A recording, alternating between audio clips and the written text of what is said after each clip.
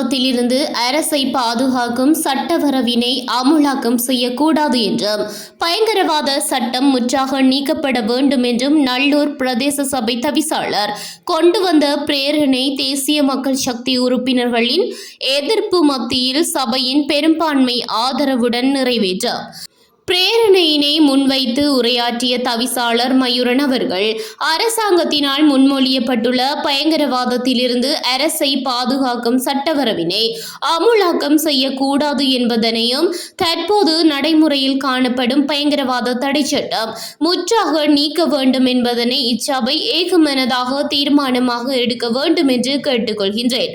குறித்த விடயத்தினை அமுலாக்கம் செய்தல் அல்லது நீக்குதல் என்பன உள்ளூராட்சி மன்றங்களின் அதிகாரங்களுக்கு அப்பாற்பட்டது என்பதனையும் அது பாராளுமன்றத்துடன் தொடர்புடையது என்பதனையும் நாம் நன்கு அறிவோம். ஆனால் பயங்கரவாத தடை சட்டத்தினை முற்றாக இல்லாதொழிப்போம் என்ற வாக்குறுதியினை மக்களுக்கு வழங்கி அதன் மூலம் தமிழ் மக்களினதும் சிங்கள மக்களினதும் வாக்குகளை பெற்று ஆட்சிக்கு வந்த இந்த அரசாங்கம் பயங்கரவாதத்தில் இருந்து அரசை பாதுகாக்கும் சட்டம் என்ற பெயரில் தற்போது நடைமுறையில் காணப்படும் பயங்கரவாத தடை சட்டத்தினை விட மிக மோசமான பயங்கரவாத சட்ட வரைவினை முன்வைத்துள்ளது. குறித்த சட்டம் மூலம் சர்வதேச சட்டங்களுக்கு முழுமையாக இணங்கவில்லை.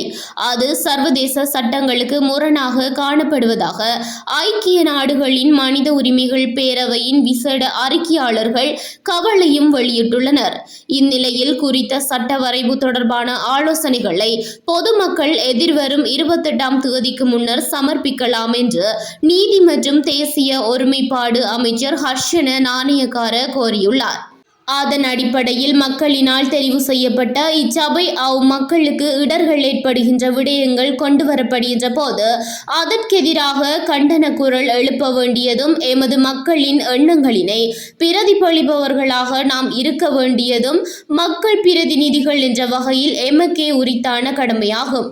அக்கடமையினை நன்குணர்ந்து அரசாங்கத்தினால் முன்மொழியப்பட்டுள்ள பயங்கரவாதத்தில் இருந்து அரசை பாதுகாக்கும் சட்டவரவினை அமுலாக்கம் செய்ய கூடாது என்பதனை அச்சபை ஏகமனதாக தீர்மானிக்க வேண்டும்.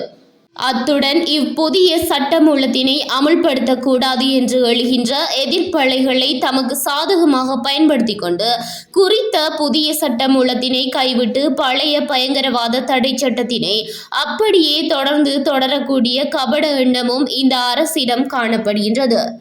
எனவே அதை விடுத்து தமிழ் மக்களை மட்டுமல்ல சிங்களவர்களையும் குறிப்பாக இன்று பதவியில் இருக்கும் JPP அரசாங்கத்தினருக்கும் அன்றைய காலங்களில் பல கொடுமைகளை புரிந்த கொடிய பயங்கரவாத தடை சட்டம் முற்றாக இல்லாதொழிக்க வேண்டும் என்பதனையும் இச்சபை ஏகமனதாக தீர்மானிக்க வேண்டும் என்றார்.